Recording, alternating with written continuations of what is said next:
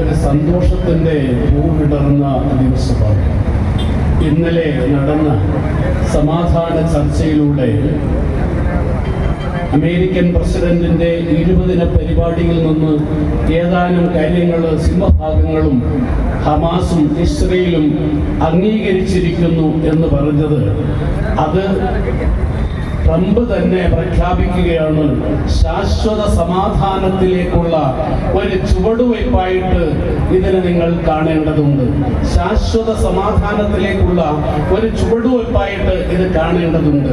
ബഹുമാനികളെ, ആ നിലയിൽ അങ്ങനെ ഒരു രംഗത്തേക്ക് കടന്നു വരാനുണ്ടായ സാഹചര്യം എന്ത് എന്ന് ചിന്തിച്ചാൽ, സമാധാനത്തിന്റെ നോബൽ സമ്മാനം വാങ്ങുന്നതിന് വേണ്ടി ഏതാനും നാളുകളായി ആഗ്രഹിച്ചുകൊണ്ട് അതിനുവേണ്ടി എത്തിച്ചുകൊണ്ട് അതിനുവേണ്ടി പലരെയും കൊണ്ട് പറയിപ്പിച്ചുകൊണ്ട് ഇവിടെ ഞാൻ പ്രസിഡന്റായി കഴിഞ്ഞാൽ ഇവിടെ ഫലസ്തീനിന്റെയും ഇസ്രയേലിന്റെയും യുദ്ധം ഇവിടെ അവസാനിപ്പിക്കുമെന്ന് പറഞ്ഞ് അധികാരത്തിലേക്ക് കടന്നു വന്നിട്ട് ഇതുവരെയും കഴിഞ്ഞില്ല എന്ന് മാത്രമല്ല, 2023 ഒക്ടോബർ 7 മുതൽ ഈ 2 വർഷക്കാലം 200 ലക്ഷം കോടി രൂപ ഈ പാവപ്പെട്ട ഫലസ്തീൻ ജനതയെ കൊന്നൊടുക്കുന്നതിന് വേണ്ടി ചെലവഴിച്ച ട്രംപാണ് ഇപ്പോൾ ഇതിന്റെ തലപ്പിൽ വന്നിരിക്കുന്നത്. നാം വളരെയേറെ സൂക്ഷിക്കേണ്ടതുണ്ട്. നമ്മുടെ പ്രാർത്ഥന നിർത്താനായിട്ടില്ല, നമുക്ക് സമാധാനിക്കാനായിട്ടില്ല. ആ തരത്തിൽ എത്തിപ്പെട്ടത് ഇപ്പോൾ നാം കാണുന്ന രംഗം, ചിത്രം എന്ന് പറയുന്നത്, ഇന്ന് നാം ഈ ഐക്യദാർഢ്യ പ്രഖ്യാപനവും പ്രാർത്ഥനയുമായിട്ട് ഇവിടെ ഒരുമിച്ച് കൂടിയതുപോലെ ലോകത്തെമ്പാടും ഇത്തരത്തിലുള്ള പരിപാടികൾ നടന്നുകൊണ്ടിരിക്കുന്നു എന്ന് മാത്രമല്ല, നെതന്യാഹുവിന്റെ ഇസ്രയേലിൽ പോലും ഈ യുദ്ധവറിക്കെതിരെ അവർ സമരം ചെയ്തുകൊണ്ട് അവർ ഗോൾമുഖത്ത് നിന്നുകൊണ്ട് അതിനെതിരെ നീങ്ങുന്ന രംഗം നമുക്ക് കാണാൻ സാധിക്കും. അമേരിക്കയിൽ ഈ യുദ്ധത്തിനെതിരെ ജനങ്ങൾ രംഗത്ത് എരിവിൽ ഇറങ്ങിയിരിക്കുന്ന രംഗം നമുക്ക് കാണുവാൻ സാധിക്കും. അങ്ങനെ ബ്രിട്ടനാണ് 1948 ഈ ജൂതരാഷ്ട്രത്തിനെ അവിടെ കൊണ്ടുവന്ന് കുടിയിരുത്തിയതെങ്കിൽ അങ്ങനത്തെ ബ്രിട്ടൻ പോലും അവർക്കെതിരായി നീങ്ങുകയും ഫലസ്തീൻ രാഷ്ട്രത്തിന് പ്രഖ്യാപിക്കുകയും അതിനുവേണ്ടി വാദിക്കുകയും പ്രഖ്യാപിക്കുകയും ചെയ്ത സാഹചര്യം ഇവിടെ സംജാതമായപ്പോൾ, അതാണ് ഐക്യരാഷ്ട്രസഭയിൽ നെതന്യാഹു പ്രസംഗിക്കാൻ കയറി നിന്നപ്പോൾ ജനങ്ങളെ കൊന്നൊടുക്കിക്കൊണ്ടിരിക്കുന്ന, പിഞ്ചോമനകളുടെ ചോര ഊറ്റിക്കൊണ്ടിരിക്കുന്ന നിന്റെ വാക്കുകൾ ഞങ്ങൾക്ക് കേൾക്കണ്ട എന്ന് പറഞ്ഞുകൊണ്ട് ലോകരാഷ്ട്രത്തിന്റെ നേതാക്കന്മാര് അവിടെ നിന്ന് ഇറങ്ങിപ്പോയ രംഗം ഈ നെതന്യാഹുവിനെ ചിന്തിപ്പിച്ചിട്ടുണ്ട്, ട്രംപിനെ ചിന്തിപ്പിച്ചിട്ടുണ്ട്. ആ ചിന്തയാണ് ഇന്ന് നാം കാണുന്ന ഈ സമാധാനത്തിന്റെ ആദ്യ പടിയിലേക്ക്.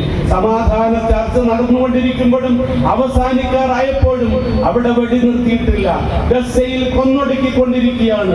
സഹോദരങ്ങളെ, നമ്മൾ മനസ്സിലാക്കേണ്ടത്, അവസാനമായി പറഞ്ഞ് ഹമാസ് പറഞ്ഞു ഞങ്ങൾ ഒപ്പുവെച്ചു, ട്രംപ് പറഞ്ഞു അവർ ഒപ്പുവെച്ചിരിക്കുന്നു. പക്ഷേ നെതന്യാഹു പറഞ്ഞത് ഞങ്ങളൊന്ന് മന്ത്രിസഭ കൂടിയതിനു ശേഷം 24 മണിക്കൂർ കൂടി കഴിഞ്ഞെങ്കിൽ മാത്രമേ അത് പ്രഖ്യാപിക്കുവാൻ കഴിയുകയുള്ളൂ, അത് നടപ്പിൽ വരുത്താൻ കഴിയുകയുള്ളൂ എന്ന് പറഞ്ഞു. നെതന്യാഹു ഇപ്പോഴെത്തിപ്പെട്ടിരിക്കുന്ന വളരെയേറെ ദുസ്സഹമായിരിക്കുന്ന സാഹചര്യത്തിലാണ്.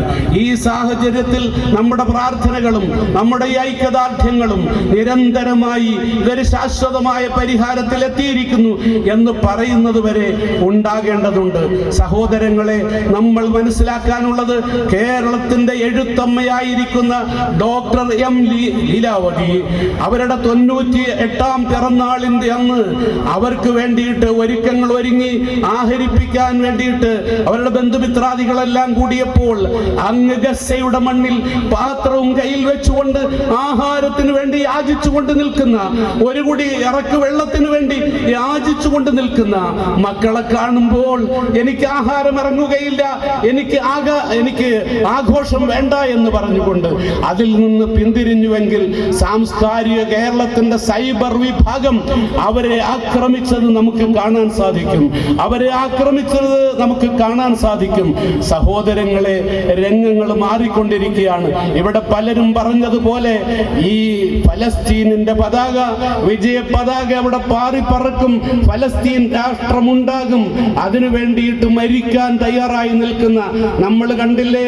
40-ൽ ചില്ലുവാനും ബോട്ടുകളിലായിട്ട് ഭക്ഷണവും മരുന്നും വെള്ളവുമായിട്ട് ഒരു വിഭാഗം കടന്നു ചെല്ലാൻ, ഉന്നതരായിരിക്കുന്ന ഒരു വിഭാഗം കടന്നു ചെല്ലാൻ അവരുടെ ജീവൻ പണയം വെച്ചുകൊണ്ട് ഈ കുഞ്ഞുങ്ങൾ പിടഞ്ഞു മരിക്കുമ്പോൾ നമ്മളും മരിക്കുന്നെങ്കിൽ മരിക്കട്ടെ, കൊല്ലുന്നെങ്കിൽ അവർ കൊല്ലട്ടെ, ബോംബിടുന്നെങ്കിൽ അവർ ബോംബിട്ട് കൊള്ളട്ടെ എന്ന ചിന്താഗതിയോട് കൂടിയിട്ട് അവരിറങ്ങി തിരിച്ചു കരക്കണയാൻ അടുത്തപ്പോഴേക്കും അവരെയും കാരാഗ്രഹത്തിലേക്ക് എത്തിച്ചില്ലേ? അവരെയും അറസ്റ്റ് ചെയ്ത് നീക്കിയില്ലേ? സഹോദരങ്ങളെ, ഈ തരത്തിലുള്ള നീക്കങ്ങൾ നീങ്ങിക്കൊണ്ടിരിക്കുമ്പോൾ ഇതിൽ നിന്നുള്ള മോചനത്തിനു വേണ്ടി, ശാശ്വതമായ പരിഹാരത്തിനു വേണ്ടി പ്രവാചകന്മാരുടെ കാലുകുത്തിയിട്ടുള്ള ആ പവിത്രമായ പുണ്യമായ മണ്ണിൽ അവിടെ സമാധാനം പുലരുക തന്നെ ചെയ്യും, അവിടെ രാഷ്ട്രം ഉണ്ടാകുക തന്നെ ചെയ്യും. അതിന് നമ്മുടെ ദുആകള് നിർത്താനായിട്ടില്ല എന്നാണ് എനിക്ക് പറയാനുള്ളത്.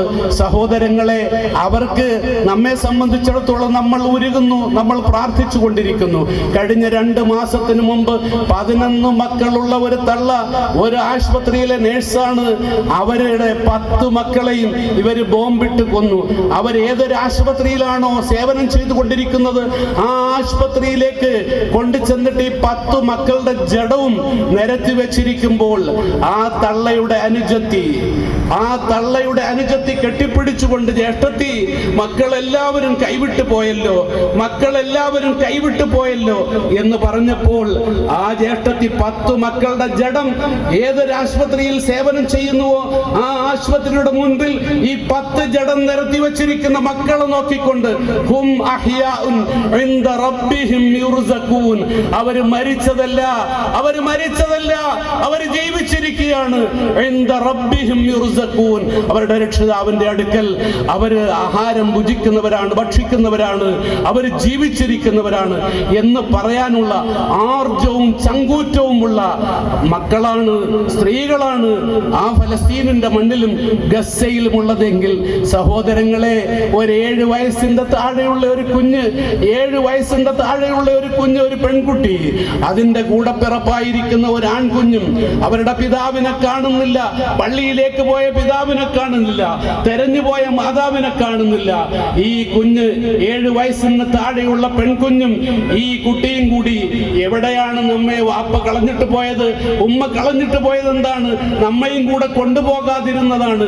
അവരെ അന്വേഷിച്ചിറങ്ങുകയാണ്. ആഹാരം കഴിച്ചിട്ടില്ലാത്ത, വെള്ളം കുടിച്ചിട്ടില്ലാത്ത ആ ചെറിയ ആൺകുട്ടിയെ കൈക്ക് പിടിച്ചുകൊണ്ട് മുൻപോട്ട് നീങ്ങിക്കൊണ്ടിരിക്കുമ്പോൾ ആ കുഞ്ഞിന് നടക്കാൻ വയ്യ.